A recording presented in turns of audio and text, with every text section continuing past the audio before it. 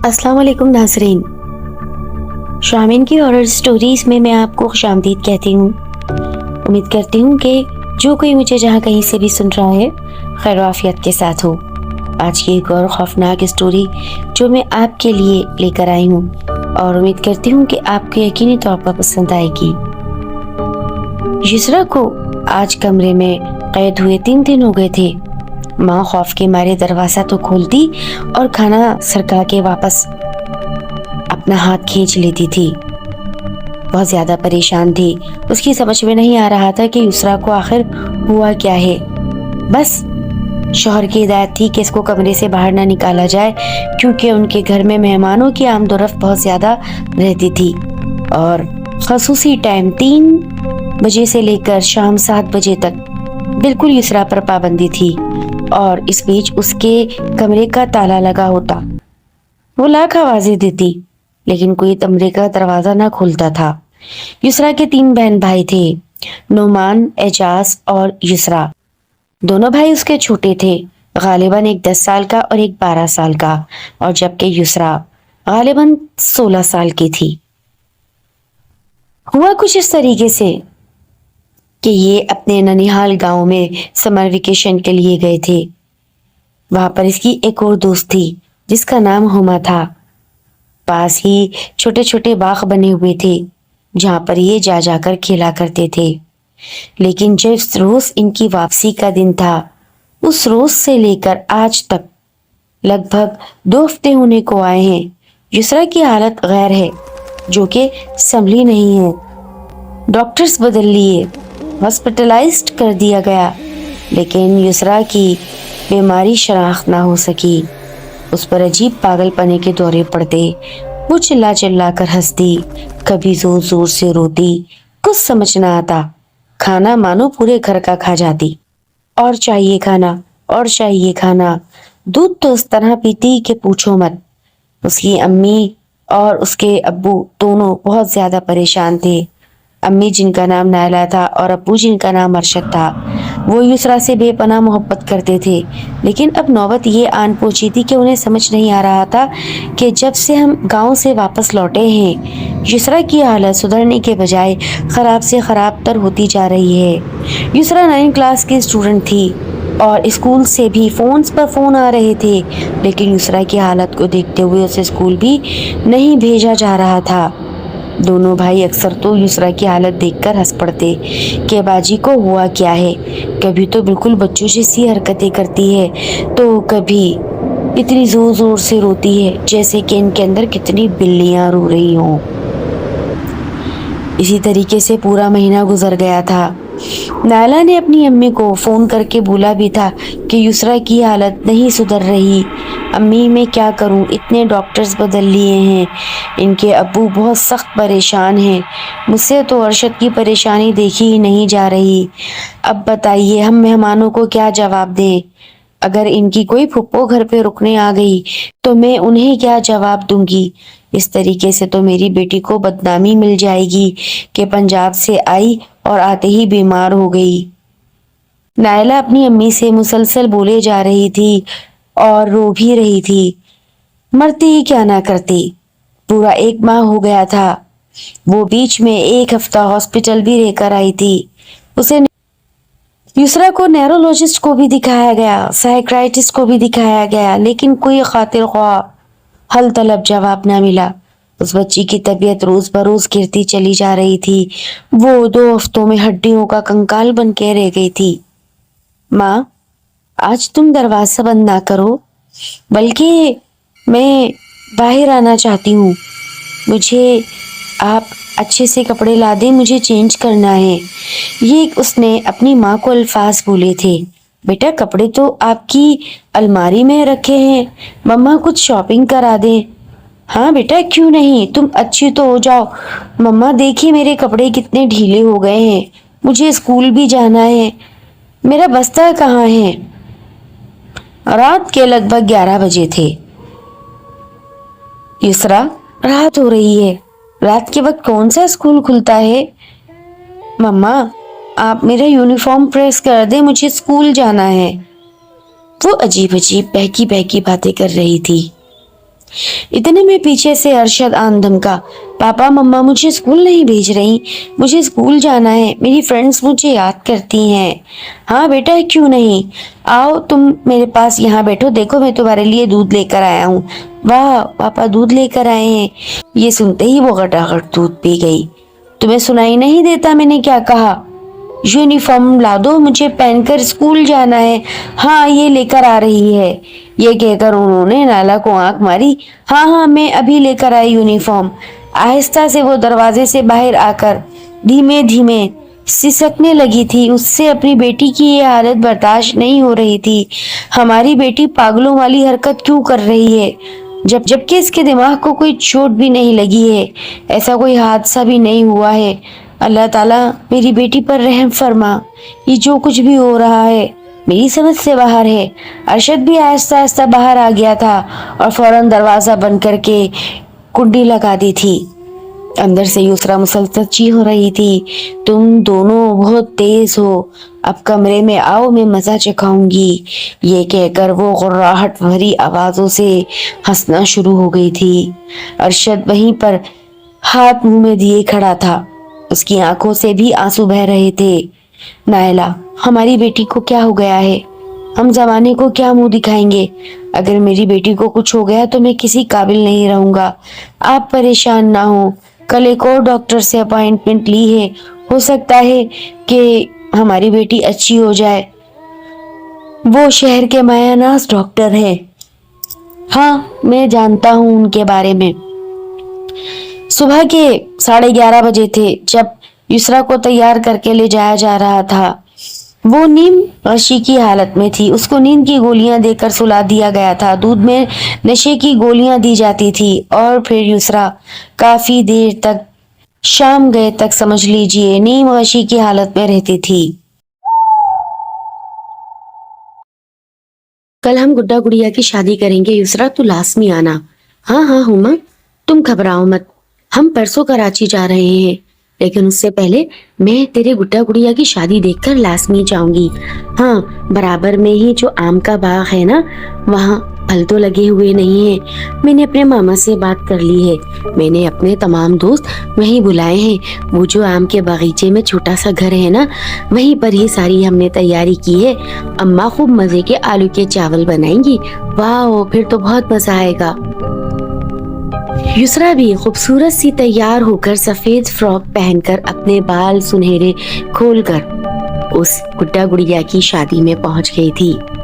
बहुत मजे से आलू की ताहरी खाई और गुड्डा गुड़िया को 100 रुपए दिए। काफी देर हो गई थी, सब आपस में अपनी अपनी मर्जी से लुटी खेल रही थी। वहीं पर ही युसरा पूरा बाग देखने के लिए, जो कि हुमा के मामू का था, बाहर निकल आई थी। वो एक और दोस्त नाजिश के साथ थी। ये बाग किस कदर खूबसूरत है नाजिश। हाँ हुमा के मामा बहुत सख्त हैं, वो तो शुक्र है कि हमें यहाँ आने का मौका मिला, वरना हम तो यहाँ के आम देखकर ही मुंह में पानी भर लेते हैं। इसका मामा इतना सख्त है, किसी को इस बाग में झांकने तक नहीं देता।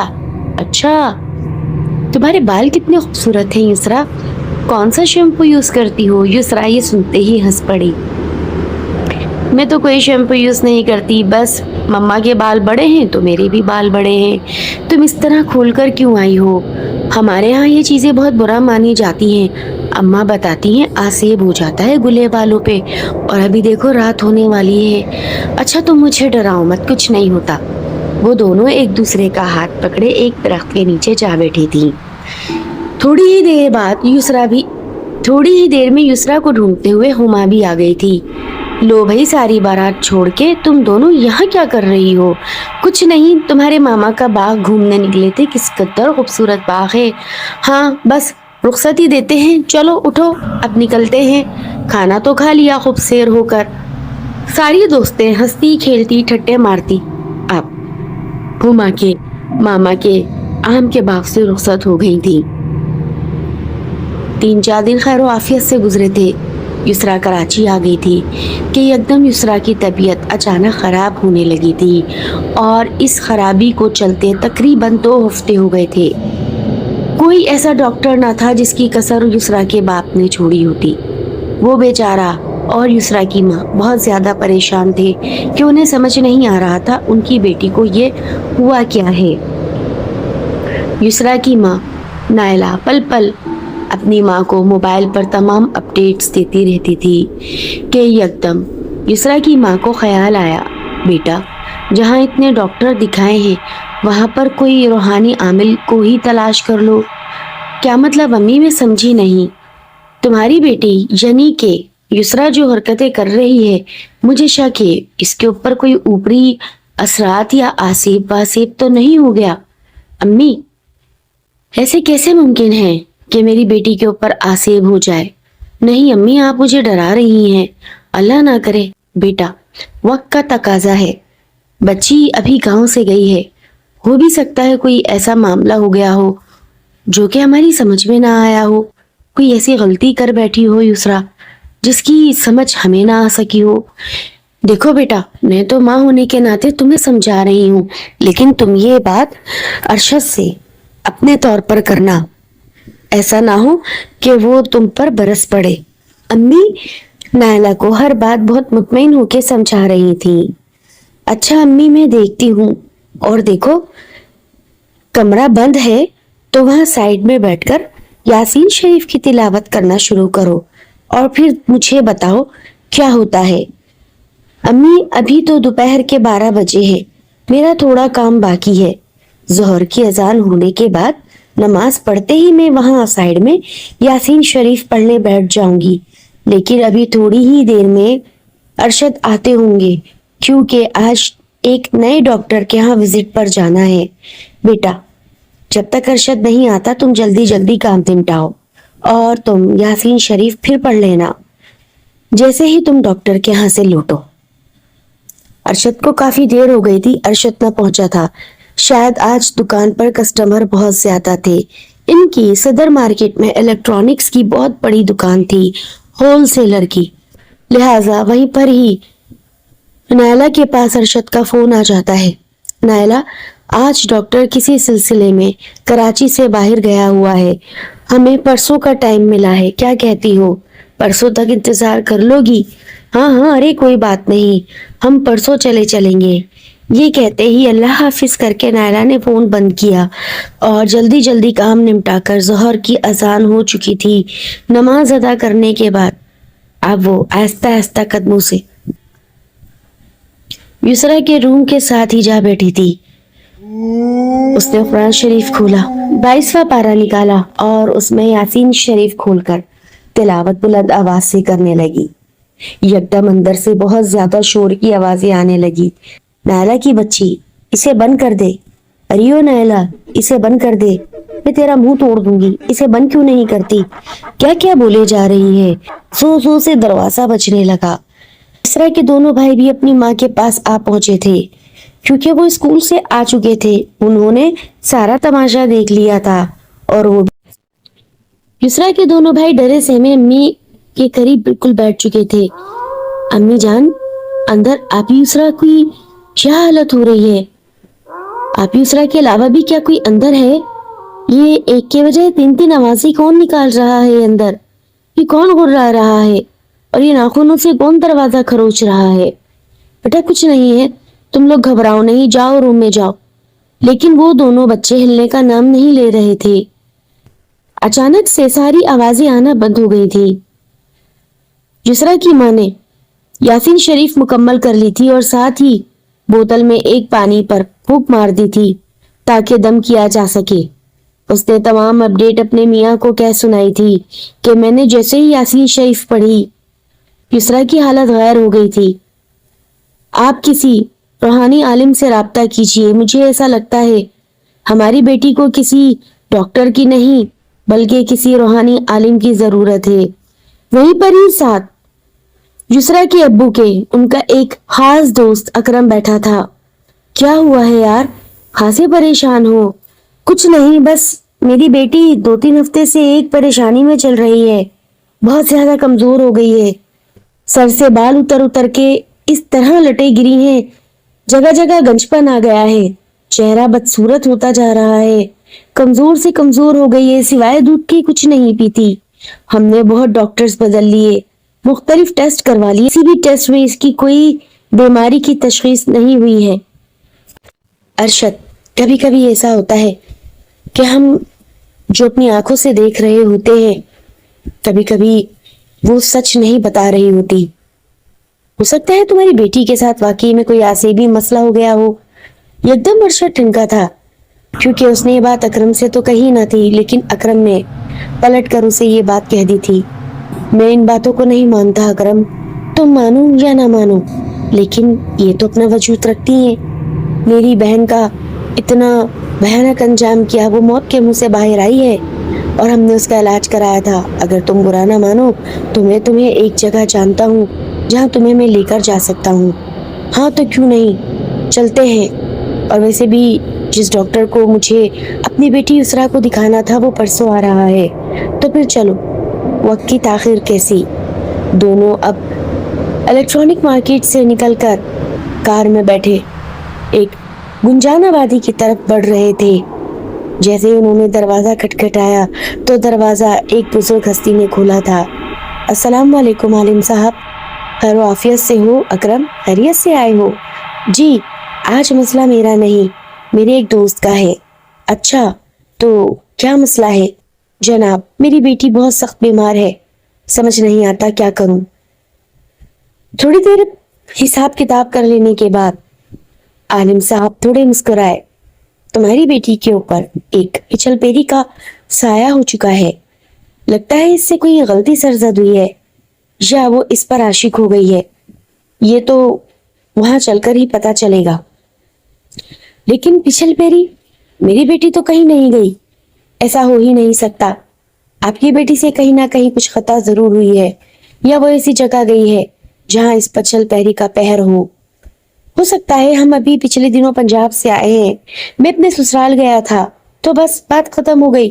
تم زیادہ گہرائی میں نہ جاؤ، میں اپنا ضروری سامان لیتا ہوں اور پھر چلتے ہیں۔ لیکن آپ اپنا ہدیہ کیا مقرر کریں گے؟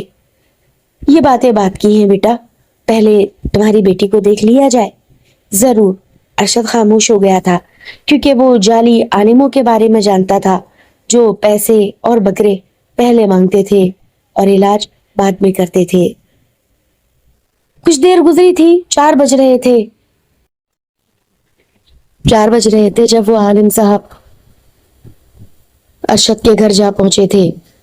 دروازہ بجایا، گھر میں گہرا سناٹا تھا، بچے غالباً سو چکے تھے۔ دروازہ نائلہ نے ہی کھولا تھا۔ تم سائڈ میں ہو جاؤ، مجھے ذرا اندر کسی بزرگ صاحب کو لے کر جانا ہے۔ نائلہ نے سر پر دوپٹہ لیا اور سلام کرتے ہوئے سائڈ پر ہو گئی تھی۔ اکرم اور وہ بزرگ ہستی اندر چلے گئے تھے ارشد کے ساتھ۔ کہاں ہے تمہاری؟ یہاں سامنے بیٹھی، یہاں سامنے اندر کمرے میں میری بیٹی ہے۔ تو تم نے تالا کیوں لگا کے رکھا ہے؟ بس وہ میری بیگم کو نوچنے بھاگتی ہے یا بچوں پر حملہ کر دیتی ہے، اس سے زیادہ کچھ نہیں۔ تم نے اپنی بیٹی کو باندھ کر تو نہیں رکھا؟ ارے نہیں، میں اتنا ظالم باپ نہیں ہوں۔ بھلے آج وہ جس بھی تکلیف سے گزر رہی ہے، میں اپنی بیٹی پر ظلم تو نہیں کر سکتا۔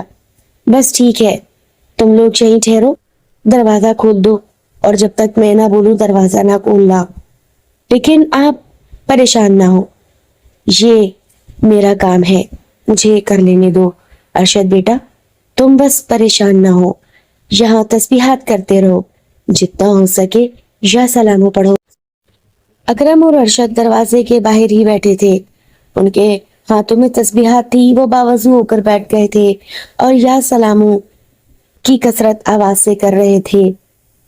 ارشد نے نالا سے بھی کہہ دیا تھا، وہ بھی اپنے بچوں کے پاس جا کر بیٹھ کر یا سلامو کی ہی تسبیح پڑھ رہی تھی۔ اندر سے مسلسل چیخو پکار کی آوازیں آ رہی تھیں، 1 آواز، 2 آواز، 3 آواز، آخر کو آوازیں دم توڑ گئیں۔ غالباً عشاء ہو گئی تھی جب اس پچھل پیری نے آخری ہار مانی تھی اور اسے قابو کر لیا گیا تھا۔ عالم صاحب نے زور سے آواز لگائی، ارشد دروازہ کھول دو، تمہاری بیٹی اب ٹھیک ہے۔ ارشد نے جیسے ہی دروازہ کھولا وہ فوراً بیڈ کی جانب بھاگا تھا۔ اس کی بیٹی غالباً بے ہوش تھی۔ اس نے اپنی بیٹی کا سر اپنی گود میں رکھا اور زاروں کا تار رونے لگا، میری بچی آج کس حالت میں پہنچ گئی ہے۔ بچوں سے کبھی کبھی ایسی بے وقوفیاں ہو جاتی ہیں۔ ارشد صاحب، تمہاری بیٹی جس درخت کے نیچے بیٹھی تھی وہاں اس کے بال کھلے تھے اور اس کے سنہرے بالوں پر وہ پچل پیری عاشق ہو گئی تھی۔ دو پہر مل رہے تھے اور یہ وہاں اپنی ایک اور سہیلی کی گڈا گڑیا کی بارات میں پہنچی تھی۔